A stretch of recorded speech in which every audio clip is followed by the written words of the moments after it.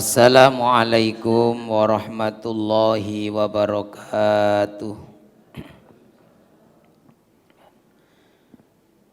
Bismillahirrahmanirrahim. Alhamdulillahi rabbil alamin. Wassalatu wassalamu ala sayyidina wa maulana Muhammadin wa ala alihi wa sahbihi ajma'in, amma ba'du. Para hadirin, para jamaah rahimakumullah, monggo kita lanjutakan ngaji kita niki makalah yang kelima. Kita awalin dan baca Al-Quran suratul Fatihah. Mudah-mudahan apa yang menjadi hajat-hajat kita, doa-doa kita diijabah oleh Allah Subhanahu wa taala. Yang sakit-sakit di antara kita, keluarga kita disembuhkan oleh Allah. Yang dalam kesulitan dimudahkan urusannya oleh Allah Subhanahu wa taala. Ila hadratin Nabi Muhammadin sallallahu alaihi wasallam wa alihi wa ashabihi ajmain. Wa ila walidaina wa asatidana al-muslimina wal mu'minina minhum wa li husuli maqasidina allati tarda anna biha. Al-Fatihah. A'udzu billahi minasyaitonir rajim. Bismillahirrahmanirrahim. Alhamdulillahi rabbil alamin arrahmanir rahim maliki yaumiddin. Iyyaka na'budu wa iyyaka nasta'in. Ihdinas siratal mustaqim. Siratal ladzina an'amta 'alaihim ghairil maghdubi 'alaihim waladdallin. Amin. Bismillahirrahmanirrahim. Al-maqalatul khamisatu. Ini makalah yang kelima dari bab 5. Jadi bab 5 makalah yang kelima. An Umar radhiyallahu an, dari sahabat Umar bin Khattab radhiyallahu an, annahu qala, beliau berkata, mauqufan alaihi, dalam satu riwayat itu mauquf itu berhenti sampai Umar. Jadi ini dari Nabi tapi dari Umar. Au marfu'an ilan Nabi, atau ada ulama yang yakin bahwa ini marfu itu sampai kepada Nabi, artinya sumbernya dari Nabi. Itu ada hadis itu marfu itu berarti ya nyambung sampai kepada Nabi. Kalau mauquf sampai sahabat.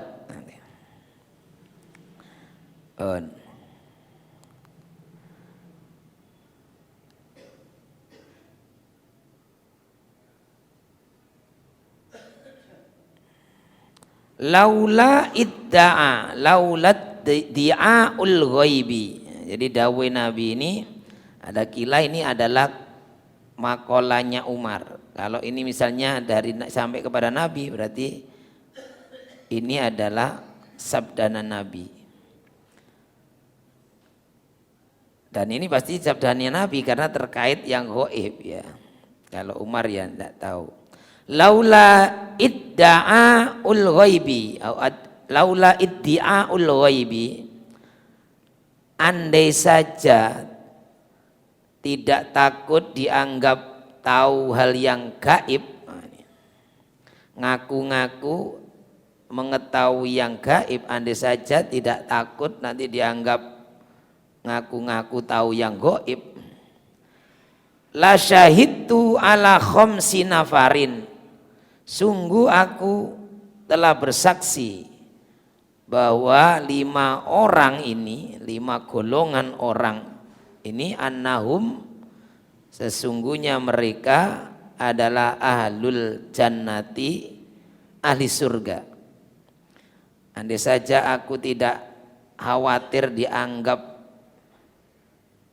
tahu hal yang gaib, apalagi kalau sekarang wah ini halu, bukan. Tapi karena Nabi pasti benar.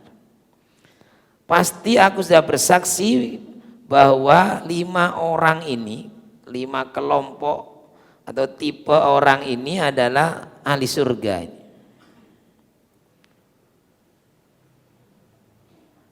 Siapa 5 orang itu? Yang pertama yaitu al-faqiru sohibul iyali. Al-fakiru orang fakir, dia miskin. Hidupnya saja kehidupannya sulit, tapi dia sohibul iyali, dia menjadi penanggung jawab menafkahi keluarga. Nah, jadi orang fakir yang menanggung nafkah keluarganya. Miskin, anaknya banyak, tambah dititipi ponaane, tambah dititipi, padahal dia sendiri susah. Lah ini, ini tipe ahli surga ini. Karena itu berbahagialah misalnya kok ada di antara jamaah ini ya penghasilannya pas-pasan kadang kurang, tapi ya dapat amanah, jadi titipi ponaan, titipi ahli swarga.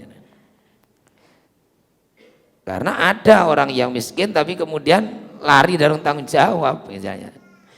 Karena itu kalau ada yang tipe begini nih, dia sendiri miskin tapi bertanggung jawab, tetap sekuat tenaga, tidak lari dari tanggung jawabnya, itu menafkahi keluarga. Ini yang pertama, dia berarti ahli surga. Wal mar'atu, yang kedua yaitu wal mar'atu, dan seorang wanita atau istri ar-radi anha zaujuha, yang suaminya ridho kepadanya. Seorang istri atau seorang wanita yang ridho, suaminya ini ridho kepadanya, ya karena dia telah menjadi istri yang baik istrinya. Maka dalam hadis itu ada ayyum ro'atin matat wa zaujuha radin anha dakhalal jannah.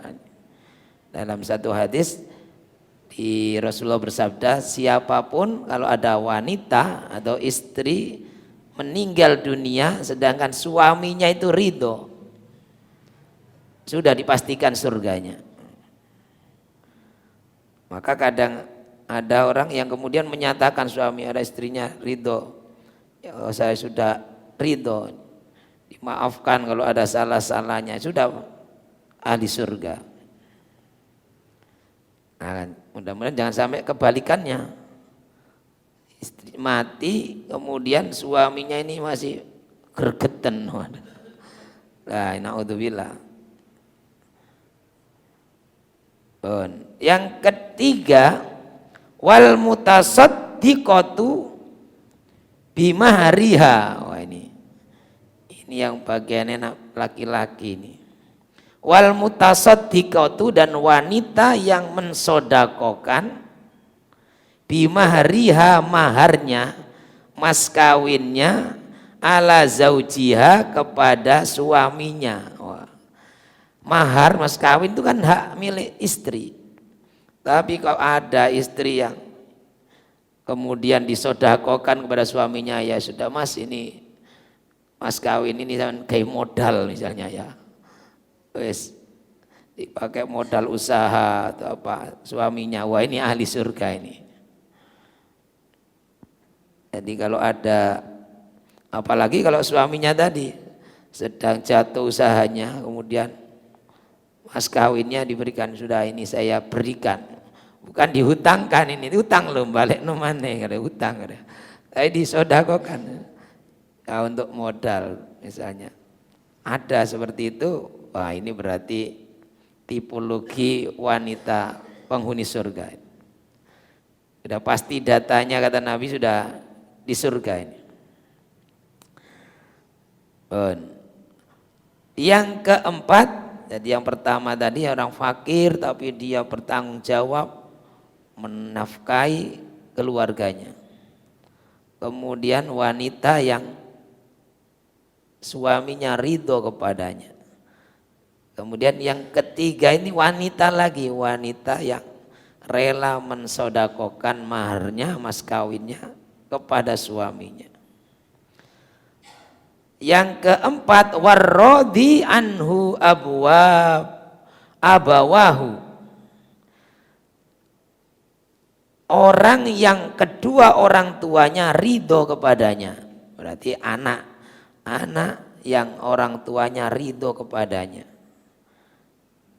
Jadi orang yang diridhoi oleh kedua orang tuanya, sudah ini pasti masuk surga.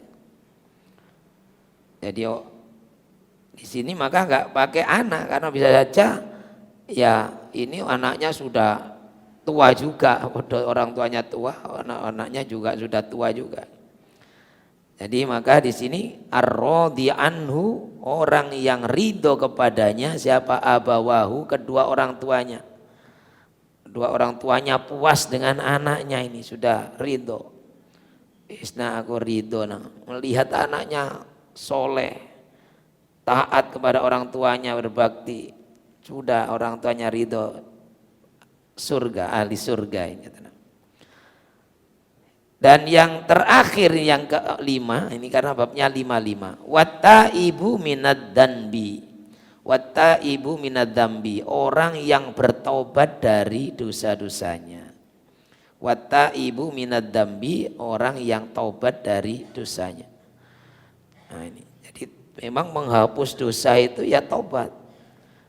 Sebesar apapun dosa itu, kalau dia sudah taubat itu ada 3 rukunnya taubat itu. 1, meninggalkan perbuatan dosa yang selama ini dilakukan, ditinggalkan. 2, menyesal. Dan kemudian menyesal berarti memohon ampunan kepada Allah dan menyesal. Menyesali itu bahwa itu dosa yang dia telah lakukan, memohon ampunan kepada Allah. Kemudian yang ketiga yaitu komitmen, berjanji tidak mengulanginya lagi. Nah ini syaratnya, rukunnya taubat. Tapi kalau dosa itu terkait dengan hakul adami, yaitu dosa kepada sesama manusia, maka ditambah 1 lagi, 3 tadi ditambah 1, yaitu mengembalikan hak-hak orang yang didolimi. Kalau misalnya dia mengambil barang orang, ya meminta maafnya, meminta ikhlasnya. Kalau dia menyakiti orang, ya meminta maafnya. Ini jadi lebih berat karena tambahan 1 rukun lagi. Itu kalau dosa kepada manusia. Jadi ini 5, ini ahli surga orang 5 ini. Pertama tadi orang fakir tapi dia bertanggung jawab terhadap nafkah keluarganya. Yang kedua wanita yang ridho, suaminya ridho kepadanya. Yang ketiga wanita yang mensodakokan maharnya kepada suaminya. Yang keempat anak atau orang yang diridhoi oleh kedua orang tuanya. Dan yang kelima orang yang taubat. Dalam hadis Nabi bersabda gini, at-taibu minad dambi kama la dzambalahu. Ini at-taibu minad dambi, at-taibu orang yang taubat, minad dambi dari dosa, itu kaman la dzambalahu, seperti orang yang tidak berdosa, tidak memiliki dosa. Ya sudah clear, sudah taubat itu. Beda dengan kita kan, ini kalau kepada Allah ini sudah aman. Allah itu maha pengasih, maha pengampun, benar-benar maha pengampun.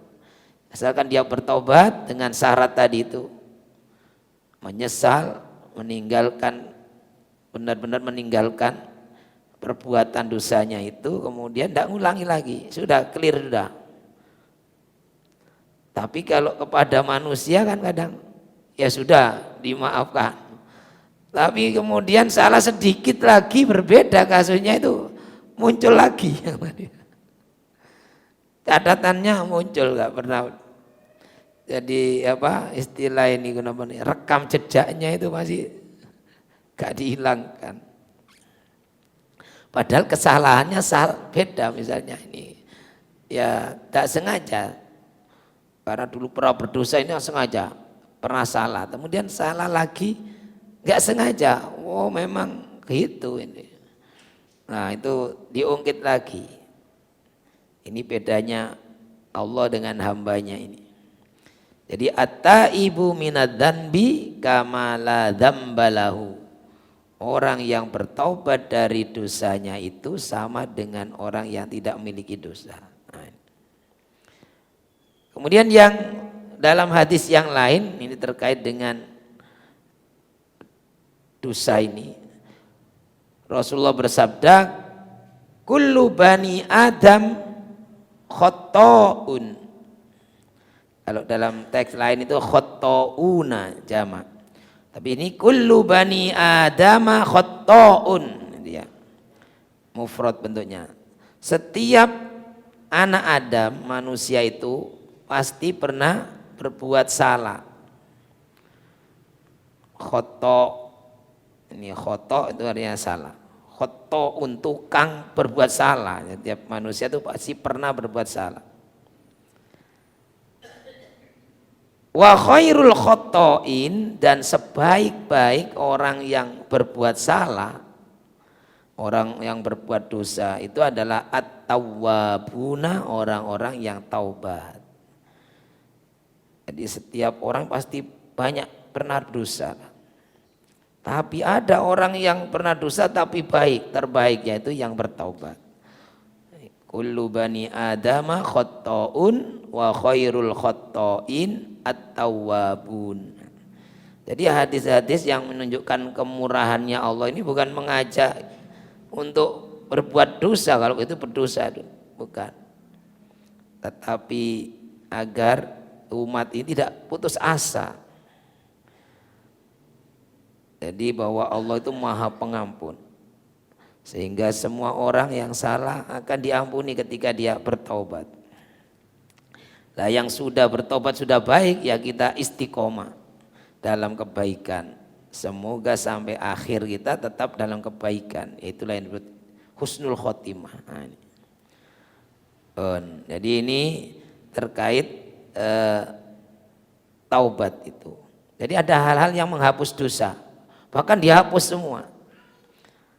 Satu tadi taubat. Kemudian ada lagi yaitu orang yang mu'alaf, itu sama, dosa kekafirannya dulu itu sudah hapus. Jadi kalau ada orang kafir, sekalipun dia 70 tahun sudah kafir, terus kafir, bahkan sudah fajir, ya sudah kafir, dan kafirnya itu sekalipun memusuhi Islam, kemudian dia masuk Islam, ini sudah di clear dosanya, dosanya baru. Sejak saat itu dia sudah bersih dari dosa-dosanya. Ya seperti para sahabat awal-awal, sebagaimana Umar bin Khattab dulu itu orang yang paling ingin membunuh Nabi, bahkan dengan tangannya sendiri datangi, kemudian masuk Islam.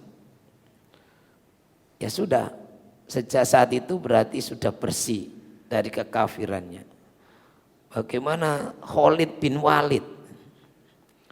Khalid bin Walid itu yang Nabi sampai berdarah-darah itu. Bagaimana Nabi sampai dalam perang Uhud itu umat Islam sudah porak-poranda, kalah telak. Panglimanya Khalid bin Walid, tapi kemudian menjadi muslim dan pembela Islam.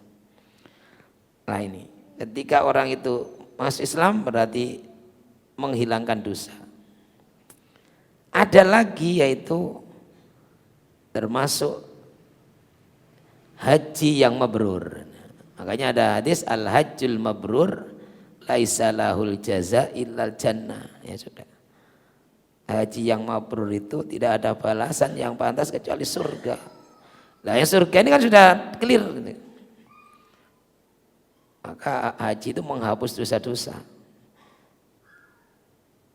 Nah kalau itu, nah ini dosanya kepada orang ini Pak, yang sudah mati, ya mungkin tadi nanti ada hadis lagi.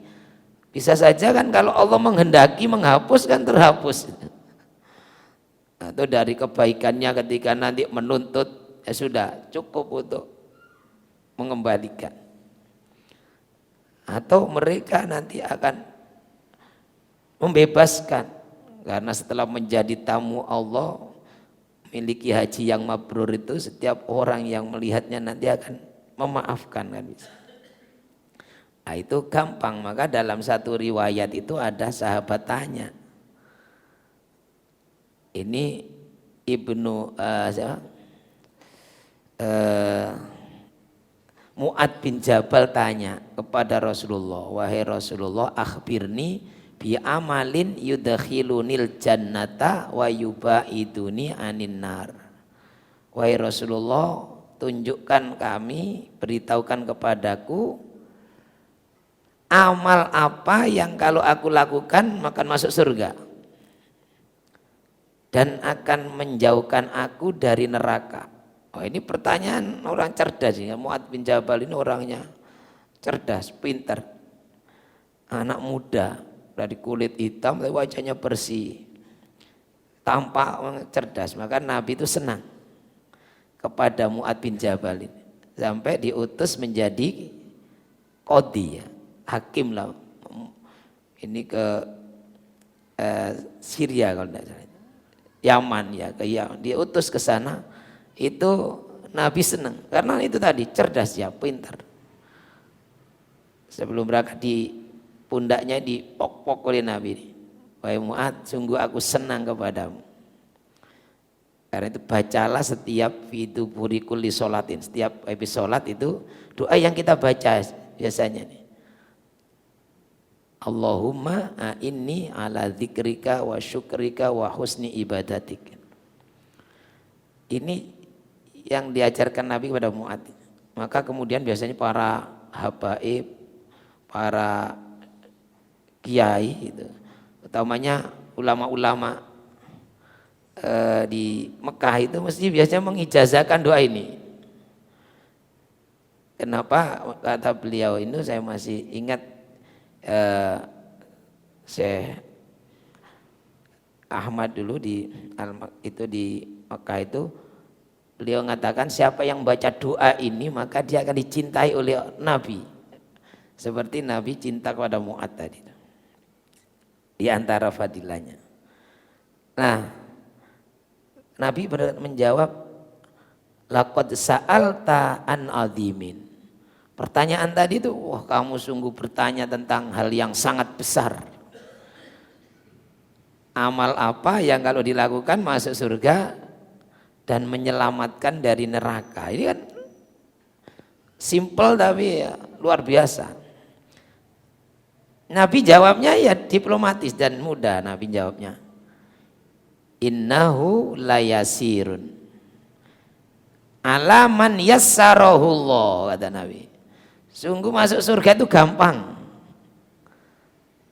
bagi orang yang digampangkan oleh Allah ya. Kenapa? Karena surga itu milik Allah. Ya kalau dikehendaki oleh Allah ya sudah, intinya begitu. Tapi tetap Nabi kemudian menyampaikan syaratnya adalah di situ adalah ta'budullaha wa la tusyriku bihi syai'a, jangan berbuat syirik, nyembah hanya kepada Allah. Wa tuqimus shalah, dirikan salat, zakat, puasa, haji, ya sudah. Itu syaratnya masuk surga. Gampang bagi yang digampangkan oleh Allah. Nah, itu. Tadi pernah saya contohkan itu. Jenengan mungkin mau ke istana negara, masuk istana itu ya kesulitan mungkin ya. Gak ngerti alamatnya terus ngerti. Atau ngerti, wah bisa ini tahu. Buka map nanti nyampe. Tapi begitu di gerbangnya kan wonten apa? Jenengan yang pundi? Siwalan Kerto. Apa langsung suruh masuk? Balik-balik. Sudah ada janjian atau panggilan, tidak mungkin bisa. Tapi kalau dikehendaki, walaupun dari desa pedesaan, masih anak-anak dipanggil, bahkan bisa masuk istana, suruh nyanyi, kasih hadiah sambil nasihati. nyanyi ini ya tetap gak apa-apa, tapi sekolah itu sekolah misalnya. Lah itu kenapa? Liman yassarahu, dimudahkan oleh pemiliknya. Orang masuk surga itu gampang, asal dimudahkan oleh pemiliknya yaitu Allah. Tapi tetap syaratnya tidak boleh syirik, harus sholat. Dan memang masuk surga itu harus pendiri sholat. Jadi ini nanti ada satu hadis lagi terkait dengan taubat ini. Dan semoga kita termasuk dari kelompok-kelompok yang tadi yang min ahlil jannah. Amin ya rabbal alamin. Makatan mugi-mugi wonten gunalan manfaatipun.